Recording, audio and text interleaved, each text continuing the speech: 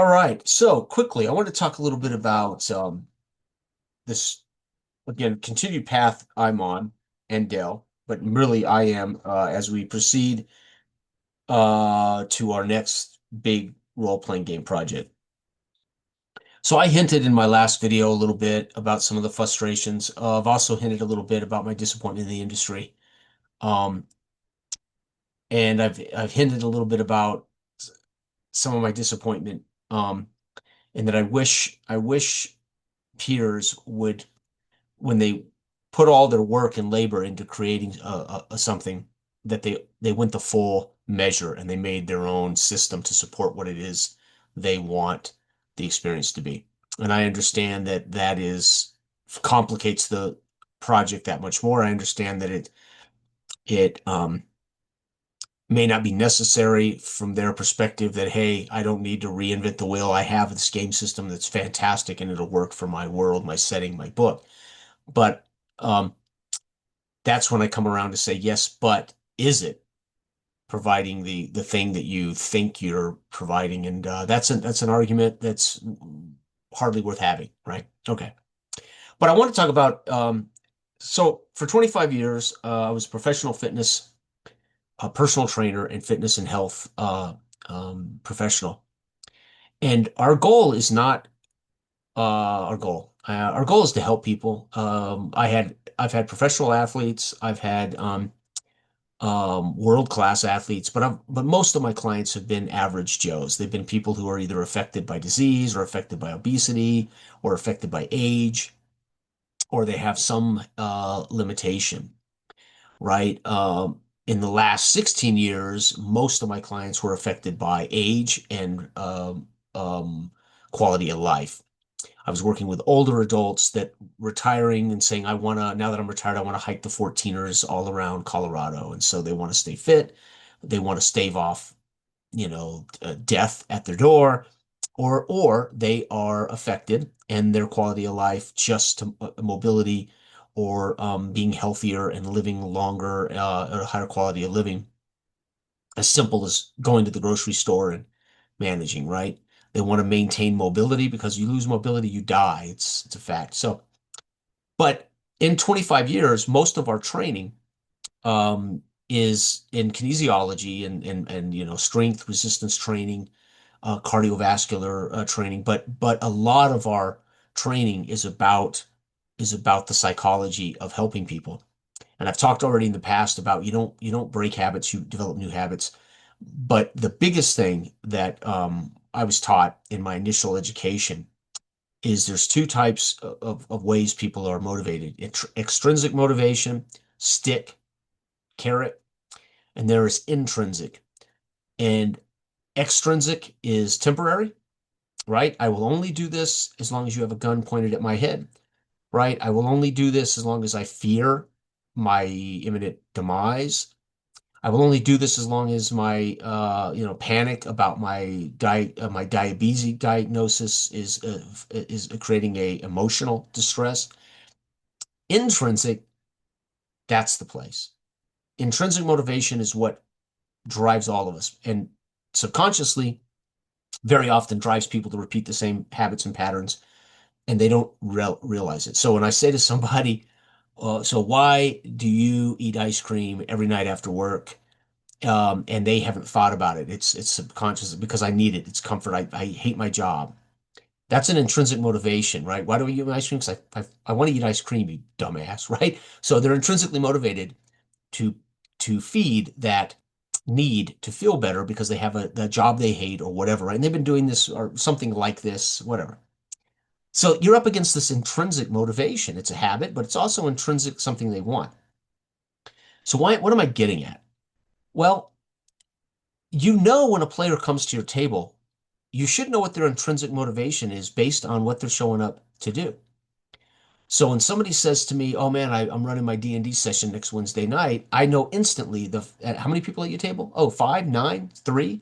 I know what their intrinsic motivation is because D&D is a thing, and D&D says this is what we do.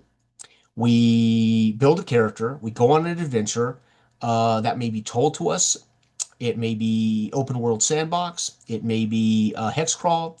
It may be on rails. It may have some freedom.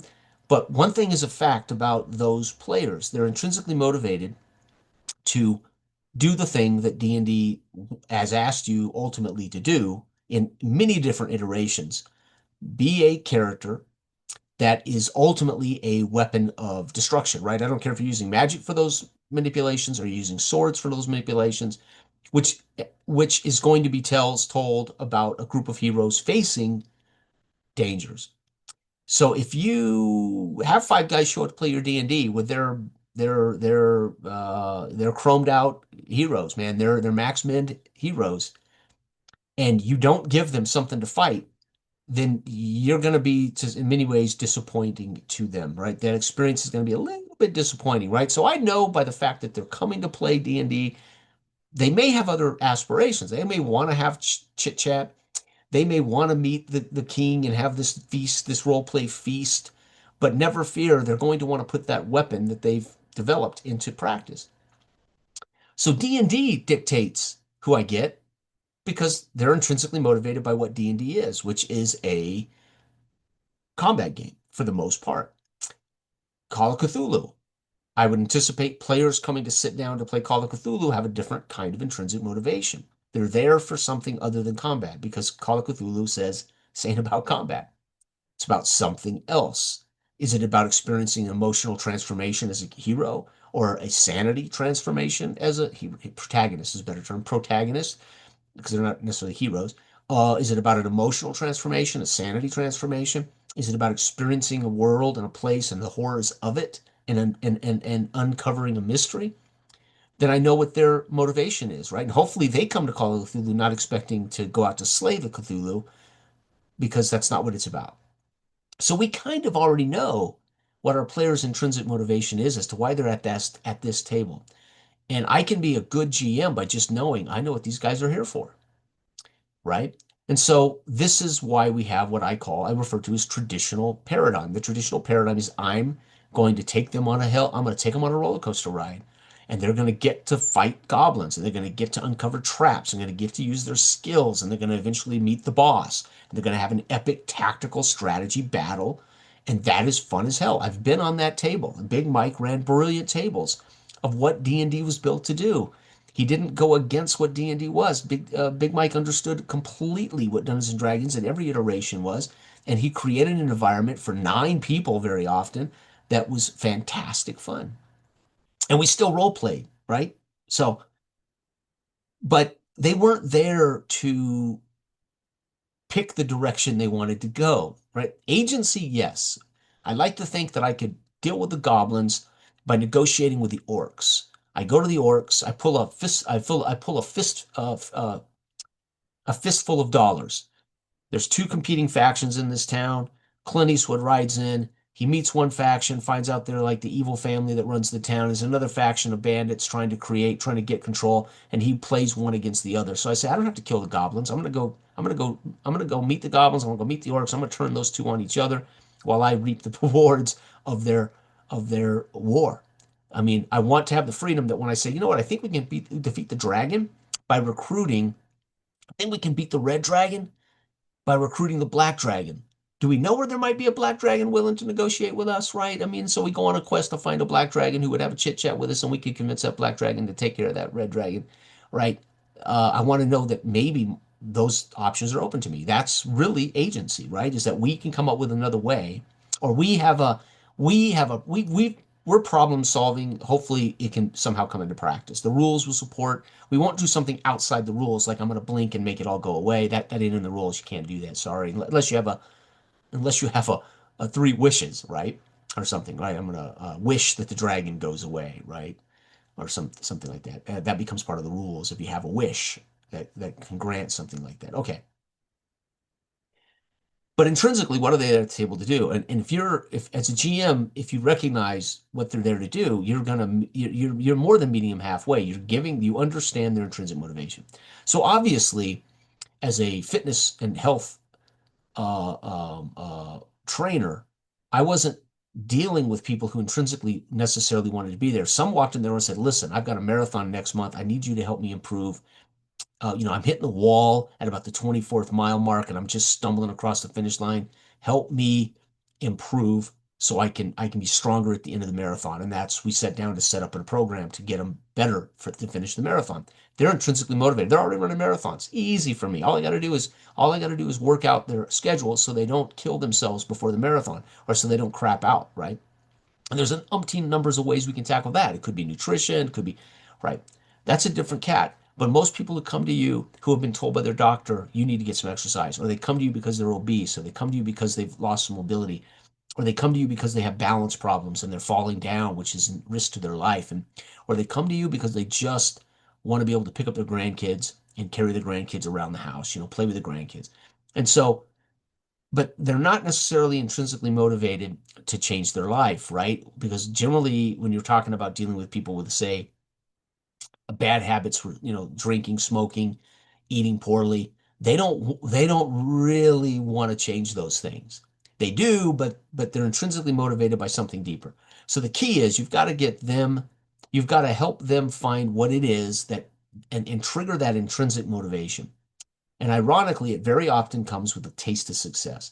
So when they start meeting goals and they start feeling they can do it, they oddly enough become more intrinsically motivated because, hey, I know I can do this. So a lot of times it's just helping them realize they're in control. They can change their life. And this is in a way where I'm at GMing. I have been working away from the traditional GMing role. I've That's just something that's naturally happened to me. I don't want to go back to a traditional GM role. This is why I developed Dark Age of Man. This is why I'm still working on making sure our next project continues to support these ideas that you are a hands-off GM. You are creating an environment, a world, a setting, a place for them to be their characters. The problem is, right? Will that if it will that how do I make sure the players understand the choices they have? And are they intrinsically motivated to make those decisions? So when someone says to me, man, players just never go for it. Players just don't. I say, well, yeah, because they have not just been trained. Because we have this habit of saying, well, it's because they've been trained by this habitual play. But there's some truth in that. But there's also a real truth in there in a reactionary setting. The rules perpetuate reactionary play. And ironically, they're intrinsically motivated, right? Because they're really about being led on an adventure in which they're going to do a few things, roll a few dice, have some gambles, and then take on the monsters, take on the big boss, whatever. And so they're not just habitually this way, they're this way because that's part of their motivation to be there. This is how they want to play. They aren't really interested in necessarily being a character who's actively engaged in the narrative or the fiction, right? The narrative comes out of play. I've said this before. I prefer emergent play, emergent narrative, emergent story, but I want players to have some sense of understanding how they can go about tackling the world. So with Dell, I give him a mission that's extrinsic. He can either accept it or not. If he says, "Man, I don't want to play a soldier told what to do," oh, then we don't want to play this game. What do you want? Oh, I want to be on an expedition to locate treasure. Oh, let's pick this game. Let's pick Hollow Earth Expedition, in which you'll go on an adventure, maybe looking for something. Okay, so that has to be somewhat understood. There's kind of this goal that's extrinsic, and and if you take on the role of this agent, it's in Dell's best interest as he thinks about his character to say, why would my character be intrinsically motivated to kill himself on a suicide mission, or at least engage in a very, very, very dangerous mission in which he may never get home? And if Dell doesn't find a way to say, why would my character be intrinsically motivated to do this, then Dell's not going to embrace the game or the fiction adequately. This is the concept that many people refer to with a hand wave as buy-in. Are players buying in? Well, buy-in also happens if you want them to change how they embrace and take charge or be engaged in taking action without prompting necessarily. And the biggest way we do that is by providing information. You have to empower me as a character, not to be successful, but to know what I'm dealing with. I have to have some semblance of what variables there are for me to engage in. And then I have to have the tools, which is generally the skills, the weapons, the stuff that's on the character sheet. So I know that I've got some competencies to engage in what it is I pursue. And you say to me, you're standing in front of a dungeon door. You've been told by the city council they want you to eradicate this dungeon of the goblins, but they don't tell you how. But you're standing in front of the dungeon door. The GM has put you at the burning house and says, "Now go in and fight the fire." But how you fight the fire? You're gonna fight the fire by waving your hands. You're gonna fight the fire by urinating on it. You're gonna fight the fire with buckets of water. I don't care how you fight the fire. But he's put you in front of a burning house. Go play, right? Now, I'm not telling you what you're going to find out. And I'm not telling you how you're going to fight that fire. It's your business. Okay. Now, what if I just tell you that in this setting, this world, are these things, and these are the variables that you're aware of, and you need to put out the fire. You need to eradicate the goblins, but there's this space in which you can find out and do much other, right? Which we again, I'm not speaking as I'm the only guy to think about this as far as sandboxing or open world. No, no, no, no. I'm saying, how do we now get the player to engage in actively doing without prompting, or doing without telling, or doing without nudging, or doing without driving? Well, you do that by maybe providing a goal, extrinsic, or they provide the goal. I'm here because I want to become the king of Dredgewater. Oh, this cat is ambitious. I anticipate his character is going to do things to undermine Dredgewater, Washburn, to try to take over Dredgewater. So I anticipate he is going to play like somebody who wants those goals and not wait for me to write him a story live in session that helps him get those goals. No, my job isn't to create an environment for you to be the new king.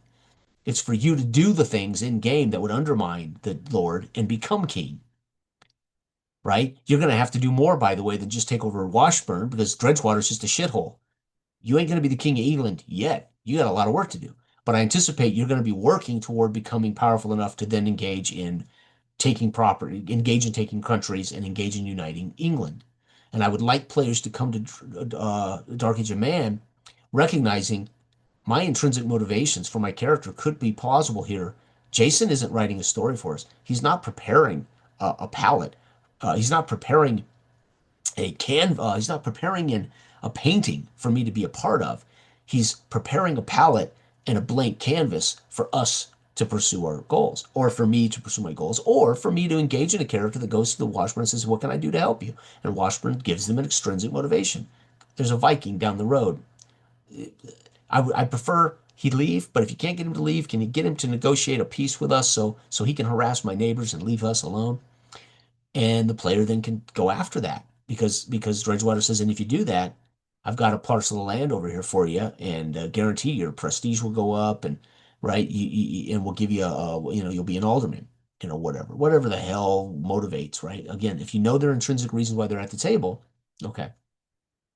So what I'm recognizing is this isn't just about agency, right? Which I may have been right, I may have been partially right about at times, as far as understanding what agency is versus the conversations that's going on. Um, you know, but I know this agency is so often affected by a player's intrinsic motivation. If Joe is here and he's made a warrior that he really can't wait to use his sword and his magic weapons, and he's got 4 feats that allow him to kill, make him a killing machine, Joe's going to want to embrace combat. It's just the nature of it. And if I don't give it to him, Joe's going to be a little bit bored, a little bit disappointed. And that's okay. It's not okay for him to be bored. It's okay that he wants that. And by the way, tell me a story that makes my character want to kill these goblins, because I don't want to just fight. But I want you, Jason, as GM, to flavor this in such a way that I'm mad at those goblins. Make it okay for me to want to eradicate the world of these evil goblins, right? And that's what you encounter in a traditional session. I'm going to tell you something that motivates your players to go do something. Excuse me, motivates your characters to go do something, whether it's extrinsically motivated by an order of the king, or by showing you how evil the orcs are and you're going to want to go save the village from the orcs, or by telling you, which is explicit in all of these rules, that treasure equals power, power equals more power, and that allows you to get more treasure. So you are subconsciously or consciously telling the players what the goal is. The goal here is to get more powerful so you can kill more stuff, so you can get more treasure, so you can do more stuff, right? That doesn't have to be what your campaigns are about, but that's what the game is about. That's what the rules dictate behavior, right? So rules define behavior. They define player behavior, but they also define character behavior, right? So in Call of Cthulhu, it explicitly says you're not going to kill the Cthulhu, right? So combating what this is about. So you better recognize what this is about. It ain't about killing shit, and it ain't about defeating the Cthulhu. Not not the way you might think with a gun, a handgun, and a car and a badge, right? You're gonna have to maybe do this another way, right? Maybe you can, but it won't be necessarily through a gunfight in an alley with the Cthulhu, right? Right. So if the goal is to somehow learn or send the Cthulhu away, you might have to do that with much higher supernatural rituals or something. Again, I don't know. But you don't want to come to Cthulhu with the idea that this is you're gonna hunt it down like a dragon and fight it and hopefully slay it for the village, right? Okay. So again, I would think there's different motivations for players to come to those genres, those games, right? But then to understand what the player's intrinsic motivation is really helps you as a GM just do whatever it is they want you to do, right? And I, as a GM, want to do a particular thing, but I also want players, I want to help players engage in determining how this can be done differently, in which they might not realize they had that intrinsic motivation to do, which is take take action, to be a little more player centric and a little more character driven, right? That what you say matters and what you choose to do will, you can pursue. Um, and I just complicate it, or the complications are already there in the module, or they're already there on the map. That dude, you want to go west? You sure? Okay, going west. Well, you come across a band of, because it's on the map, dude. It's sorry to tell you, dude. It's a crazy ass band of goblins that are out hunting, and you just been surprised and roll initiative. Or I roll and complicate it by saying there's a wandering monster that shows up here and you're surprised, right? So we have multiple ways in which players engage conflict, or have their path interrupted by conflict or a challenge, right? So if half the battle is understanding why players are even showing up on a Friday night or a Saturday night with their dice and the shit they've spent their money on, their dice and their character sheets and their players' handbooks, right? You better understand why they're there for that game. And is it Pathfinder? Is it this? Is it that? Right? And that's half the battle, right? Now, what intrinsically motivates every individual player? Hopefully, the more you play with people, the more you recognize, oh, it's clear to me that Jason likes to problem solve. He's all about problem solving, right? So um, that doesn't mean I have to create more environments which he can problem solve, but just I can see this is where Jason really excels. This is where Jason really enjoys engaging in the fiction is through problem solving, while Bill really enjoys shenanigans and wants to kind of cause trouble. Oh my God! Well, let's hope he fits in with the group because that guy could be a problem for everybody, And then there's Steve who says, "Man, I'm just here. I'm just here to."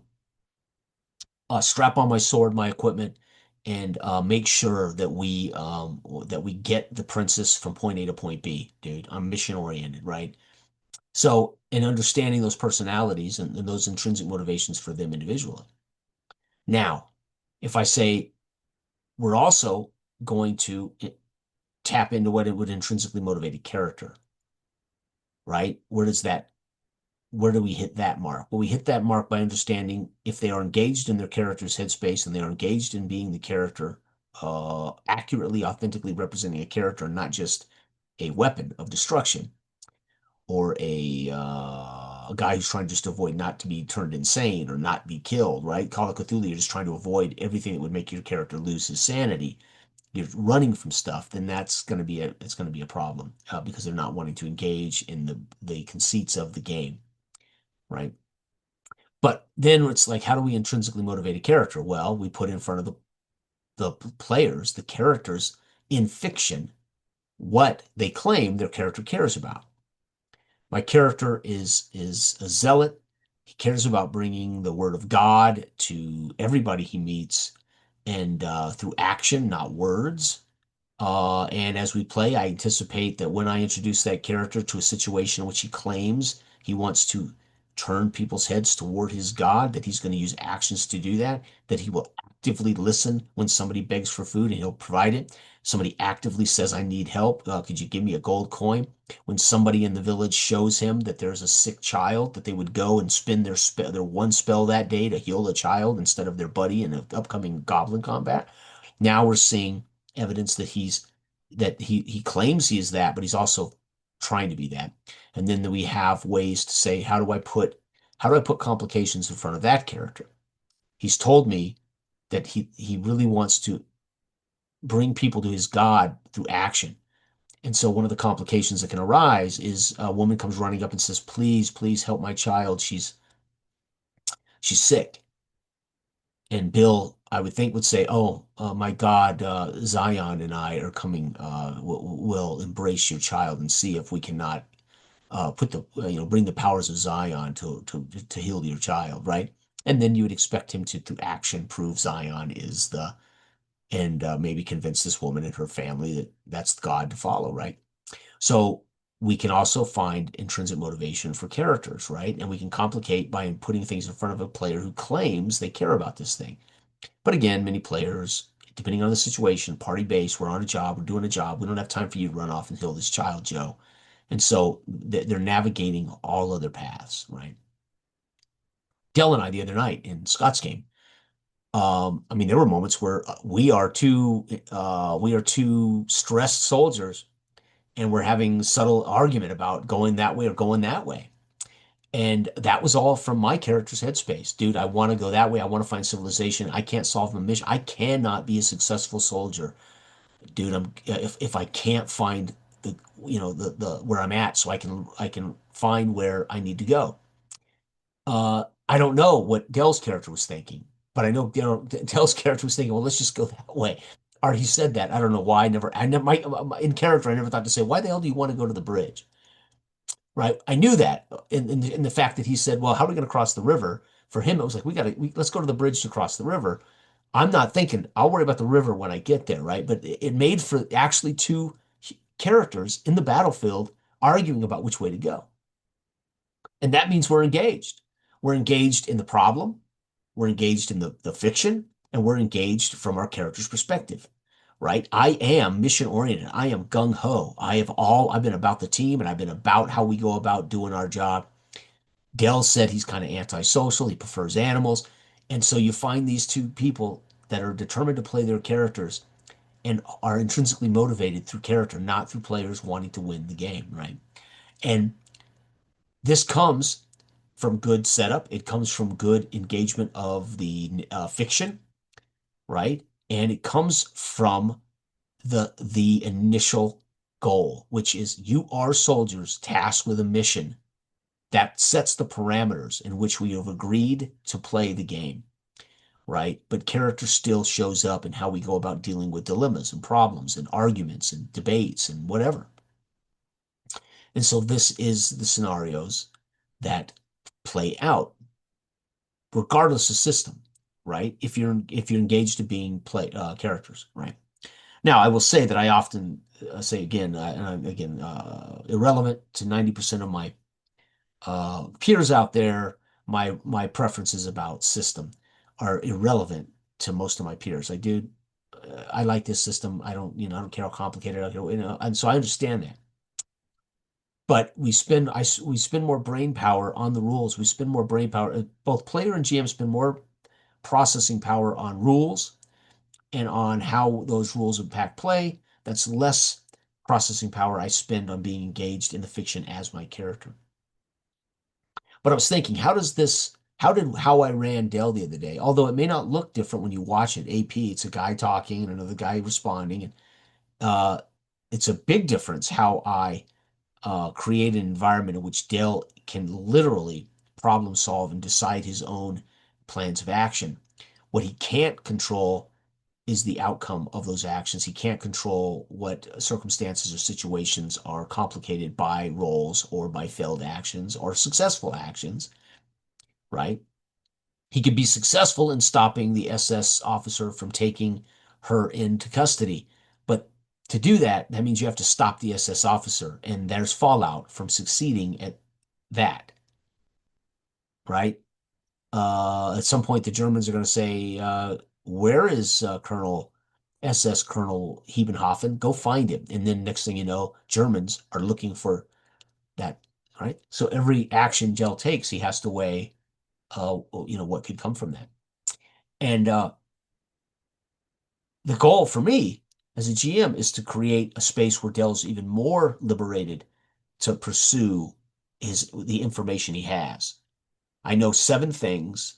I'm going to go here and start a plan here, or I'm going to go here because I'm not really, I think that right there might be a bigger problem or whatever, right? They're not just quests. It's information, it's data. You know this, you know that, you know this, you know the big picture. You've been given an extrinsic goal because you work for the government. It's wartime. You're going to go, they want you to find out or stop this general. And that's what he's agreed to be in this particular role-playing session. He's going to be an agent doing a job, whether is his agency capped? No. But he's agreed to the space. His agency is how he wants to go about engaging that mission, that play position. So what happens when I say to you, if you want players to do this differently, you have to recognize the game that they're choosing to sit down at the table tells you their intrinsic motivations as players, whether they admit it or not, or whether they know it or not. The fact that they show up to a D&D table, they have expectations of what they've seen in Critical Role or what they've seen on their favorite YouTube channel or what their brother did for them 10 years ago when they were in high school, right? Their brother always told them these captivating tales and kind of drove the story. And they would say to him, okay, what do you want to do? And they're like, this is what I want to do. So they get this habitual play, but they also come intrinsically motivated to be in that space as a player. And they're going to problem solve. They're going to use their weapon, their giant weapon, which is their character, and their weapons, right?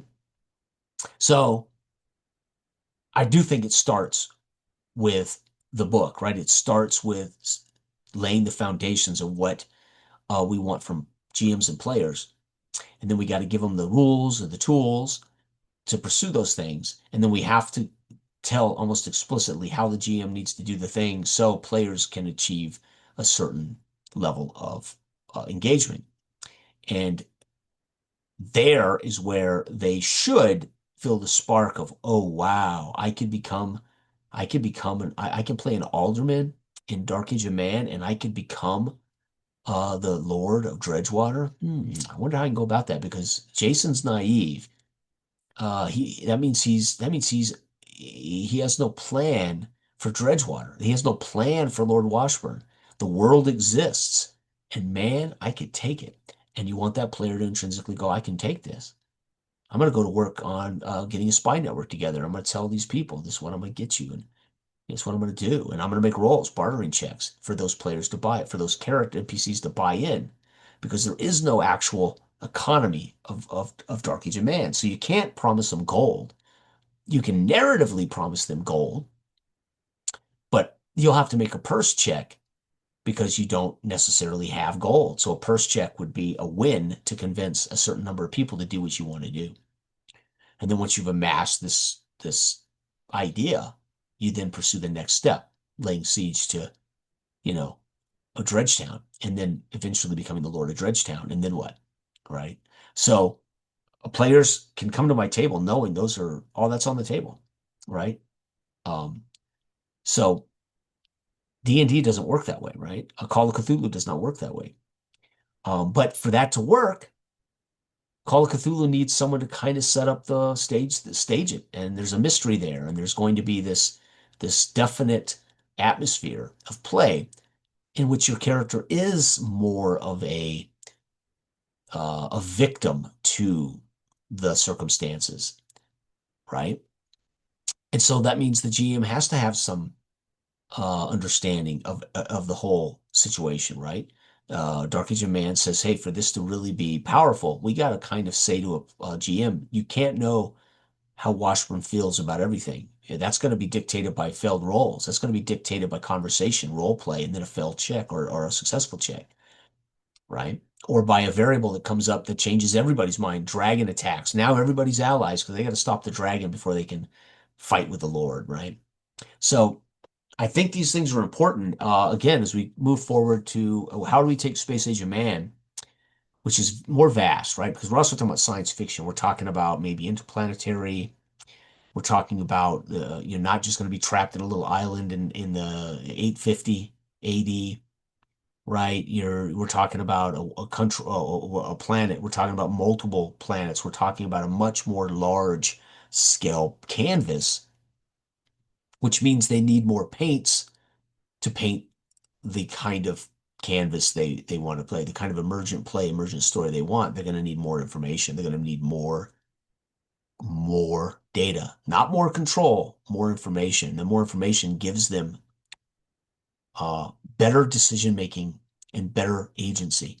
So telling me I'm free to go wherever I want, that's agency. But telling me nothing about the world, I'm crippled because I don't, going right is no different than going left. But if you tell me right's a thing and left's a thing, now I'm at least making informed decisions. So information, communication, these are paramount. And of course, if you understand the motivations of their characters, or you understand at least the motivations why the players showed up tonight, right?